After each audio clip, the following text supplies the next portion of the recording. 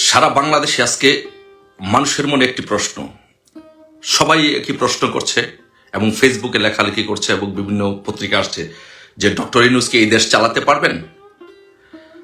ইউনূস কি, মহাজন ইউনূস কি পদত্যাগ করবেন নাকি দেশ ছেড়ে পালাবেন? এটি মানুষের মনে মনে আজকে সবার প্রশ্ন।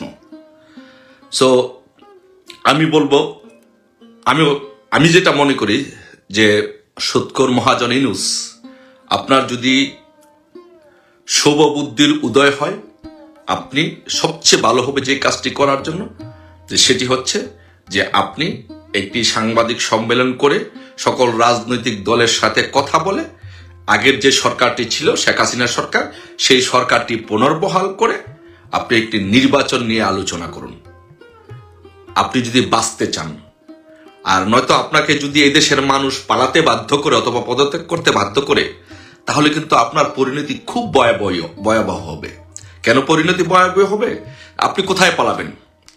ধরেন বাংলাদেশের রাজনৈতিক দলগুলোর নেতারা, শেখ হাসিনা বলেন, খালেদা জিয়া বলেন, যে কোনো জায়গায় যাওয়ার জায়গা আছে, যাদের যদি কোনো সমস্যা হয়, তাদের লক্ষ লক্ষ সারা বিশ্বে কর্মী আছে, কিন্তু আপনার কি আছে পৃথিবীতে?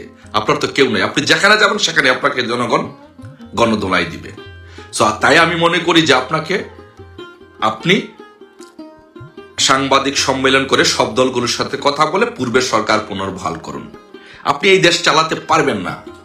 কেন পারবেন না আমি বলি, যে সারা বাংলাদেশে আজকে দেখছেন কি একটা হাহাকার, প্রত্যেকটা মানুষের মনে কোথাও শান্তি নেই, কোথাও কি যেন নেই। শেখ হাসিনা বিহীন বাংলাদেশ, কোথাও যেন একটু শান্তি নেই। মানুষ আজকে অস্থির অবস্থার মধ্যে বসবাস করছে।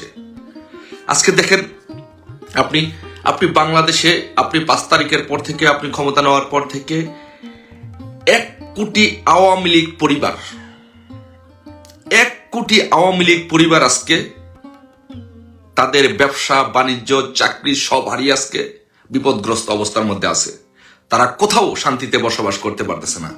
সো এই 1 কোটি আওয়ামী লীগ পরিবারকে যদি আপনি একজন পরিবারে যদি 3 জন করে লোক থাকে, তাহলে আপনি 1 কোটিকে যদি 3 দিয়ে গুণ দেন, তাহলে 3 কোটি লোক।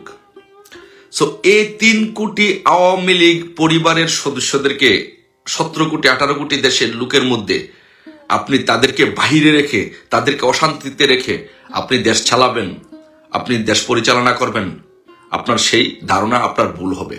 স্পষ্টতই আপনি মানবাধিকার লঙ্ঘন করছেন, স্পষ্টতই আপনি মানবাধিকার লঙ্ঘন করছেন। সো তাই আমি মনে করি যে আপনি সময় থাকতে আপনি বিদায় নেন। তারপরে আপনি সারা বাংলাদেশে, আজকে আমাদের বাংলাদেশে প্রায় 9% সংখ্যালঘু পরিবার আছে। এই 9% সংখ্যালঘু পরিবার যদি আপনি হিসাব করেন, তাহলে প্রায় 1,70,00,000 সংখ্যালঘু পরিবার। আপনি 1,70,00,000 সংখ্যালঘু পরিবারের জীবনকে আজকে আপনি হুমকির মুখে ফেলে দিয়েছেন। তারা তাদের ধর্ম পালন করতে পারছে না, তারা তাদের ব্যবসা প্রতিষ্ঠান পরিচালনা করতে পারছে না, তারা তাদের জীবন জীবিকা পরিচালনা করতে পারছে না। তারা আজকে একটি ট্রমার মধ্যে, মেন্টাল ট্রমার মধ্যে তারা জীবনযাপন করছে। সো এত বড় জনগোষ্ঠীকে আপনি অশান্তিতে রেখে, বাহিরে রেখে আপনি দেশ পরিচালনা করবেন mister Mahajan? It's impossible, you can not do that. আপনি স্পষ্টত এটা আপনার মানবাধিকার লঙ্ঘনের মধ্যে পড়ছে। সো তাই আমি বলবো যে আপনি ছেড়ে দেন, আপনি পারবেন না। আপনি দেখেন যে সারা বাংলাদেশে আজকে গার্মেন্টস শিল্পগুলোর অবস্থা কি। আপনি দেখেন যে এই গার্মেন্টস শিল্পগুলোতে মানুষ তাদের জীবিকা নির্বাহ করত। এই গার্মেন্টস পণ্য এক্সপোর্ট করে বাংলাদেশের যে রেভিনিউ হতো, আপনি সেই গার্মেন্টসটাকে আজকে ধ্বংসের দ্বার প্রান্তে নিয়ে গেছেন। আজকে গার্মেন্টসের লক্ষ লক্ষ কর্মী আজকে বেকার। গার্মেন্টসের মালিকরা আজকে বেতন দিতে পারছে না। 2 দিক দিয়ে আপনার সমস্যা সৃষ্টি করছেন। এক হচ্ছে যে ফরেন যে বিদেশ থেকে যে ইনকাম আসতো, সেই ইনকামের রাস্তাটি আপনি বন্ধ করে দিয়েছেন। পাশাপাশি লোকাল যে লোকেরা কাজ করতো, গার্মেন্টসের কর্মীরা কাজ করতো, তাদের আজকে চাকরি নেই, তাদের ঘরে আজকে খাবার নেই, তাদের জীবন পরিবারগুলো আজকে বিপন্ন। সো এই এতগুলো লক্ষ লক্ষ মানুষকে, গার্মেন্টস কর্মীদেরকে বিপন্ন রেখে তাদের জীবনকে ধ্বংস করে দিয়ে আপনি দেশ চালাবেন? এটা হতে পারে না মিস্টার মহাজন। এনজি চালানো, সামাজিক ব্যবসা করা, সুদের ব্যবসা করা আর রাষ্ট্রে চালানো এক কথা নয় মিস্টার মহাজন। আপনাকে বুঝতে হবে, ইউ হ্যাভ টু আন্ডারস্ট্যান্ড, আপনার রাষ্ট্র পরিচালনা করার মতো ন্যূনতম যোগ্যতা, সক্ষমতা, দক্ষতা আপনার নেই। আপনার সুদের ব্যবসা করার মতো যোগ্যতা, ক্ষমতা, দক্ষতা আছে। সো তাই এদেশের মানুষ রাজপথে বের হলে কিন্তু আপনি পালাবার পথ পাবেন না। আপনাকে টুকরো টুকরো করে ফেলবো। আপনি এই বাঙালিদেরকে চিনেন না, আপনি এই বাঙালিদেরকে জানেন না, বাঙালিদের চরিত্র সম্পর্কে আপনার ন্যূনতম কোনো ধারণা নেই, জ্ঞান নেই, আপনি জানেন না। আপনি নিজেকে হুমকির মুখে ফেলবেন এবং বাংলাদেশকে হুমকির মুখে ফেলেছেন। চাই সময় থাকতে পদত্যাগ করুন, সময় থাকতে বিদায় নিন প্লিজ। তারপর সারা বাংলাদেশে আপনি কি দেখেছেন? সারা বাংলাদেশে আজকে যে সুন্নিয়তের আলেমরা আছে, সুফিবাদের আলেমরা আছে, সুফি সম্প্রদায় আছে, মাজারগুলোতে যারা মারফতি লোকজন আছে, আপনি তাদের মাজারগুলো আজকে ভেঙে তছনছ করে দেওয়া হচ্ছে, তাদেরকে তাদের কাজকর্ম করতে দেওয়া হচ্ছে না, তাদের গান বাজনা করতে দেওয়া হচ্ছে না। আপনি এই লক্ষ লক্ষ সুফি আলেমদেরকে আপনি তাদের জীবন, তাদের পরিবার হুমকির মুখে ফেলে দিয়েছেন, তাদের শত বছরের ইতিহাস ঐতিহ্যকে আপনি আজকে ধ্বংস করে দিচ্ছেন। তো এইভাবে তো একটি দেশ চলতে পারে না। আপনি তো চিনেন না এই বাঙালিকে, আপনি চিনেন না, এই বাঙালি সম্পর্কে আপনার ধারণা নাই। এই বাঙালি যখন রাজপথে নামবে আপনি পালাবার পথ পাবেন না। সেই সক্ষমতা, সেই যোগ্যতা, সেই দক্ষতা আপনার নেই। আপনাকে বুঝতে হবে মিস্টার ইউনূস, সুদখোর মহাজন, আপনি সুদের ব্যবসা করেন, we don't have any problem. Go do whatever you want to do. Go America, go Australia, Canada, wherever you want to go. Do you business.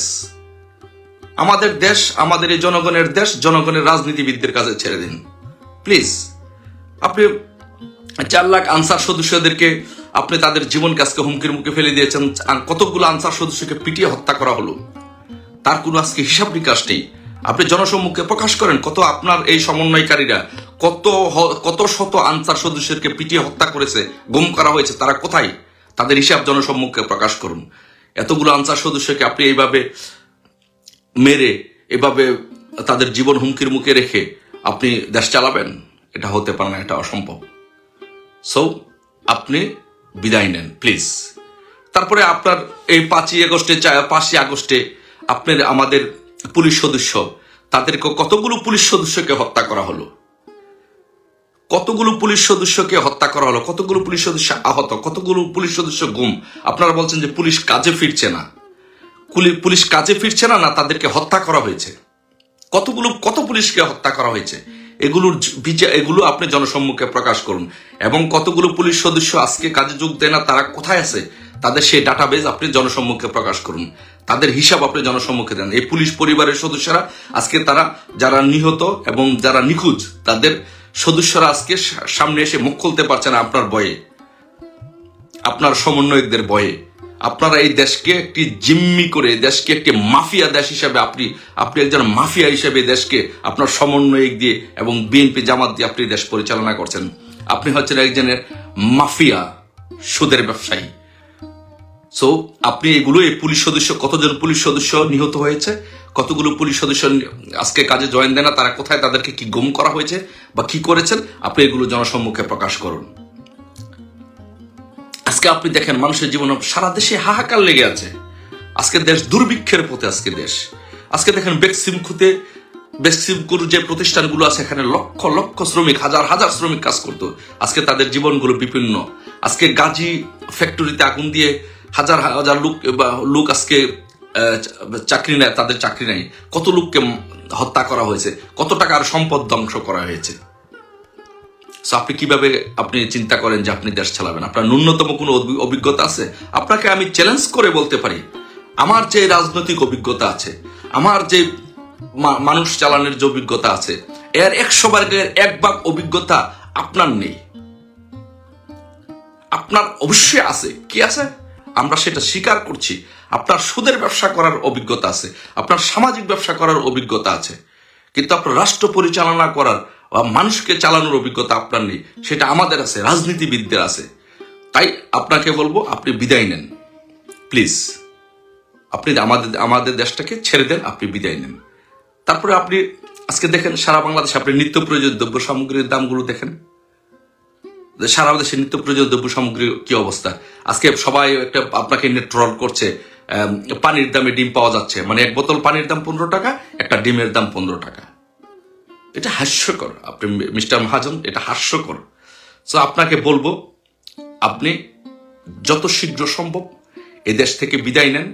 আপনি একজন এই বাংলাদেশের অপ্রয়োজনীয় বর্জ্য, আপনি বাংলাদেশের একজন অপ্রয়োজনীয় বর্জ্য। আপনি এই দেশের মানুষের উপরে জগদ্দল পাথরের মতো চেপে বসেছেন। আপনাকে এই দেশের মানুষ ঘৃণা করে, আপনাকে এই দেশের মানুষ ঘৃণা ভরে প্রত্যাখ্যান করে। আমরা আপনাকে ঘৃণা ভরে প্রত্যাখ্যান করি। আপনি এই দেশ ছেড়ে চলে যান। আপনি এই দেশে আপনার কোনো অবদান নাই, আপনি মুক্তিযুদ্ধ করেন নাই, এই দেশের প্রতি আপনার মায়া নাই। সো প্লিজ আমাদের দেশটা আমাদের হাতে ছেড়ে দেন, আমাদের দেশটা আমাদের রাজনীতিবিদদের হাতে ছেড়ে দেন। আমাদের সরকার, আবার যে সরকার আওয়ামী লীগ সরকার, সেই সরকার পুনর্বহাল করে একটি নির্বাচন নিয়ে আলোচনা করে সামনের দিকে আগান। আশা করি আপনার সেই বুদ্ধির উদয় হবে। আর সেই বুদ্ধির যদি উদয় না হয়, আপনি মনে রাখবেন আপনার জীবনের সুদের ব্যবসা করে যে সারা জীবন যে পাপ করেছেন, সেই পাপের শাস্তি আপনাকে ভোগ করতে হবে। এবং শেষ পাপের শাস্তি স্বরূপ আপনি তত্ত্বাবধায়ক সরকারের অন্তর্বর্তী সরকারের প্রধান উপদেষ্টা হয়েছেন, এবং সেই পাপের শাস্তি আপনাকে ভোগ করতেই হবে। ভালো থাকবেন। জয় বাংলা, জয় বঙ্গবন্ধু।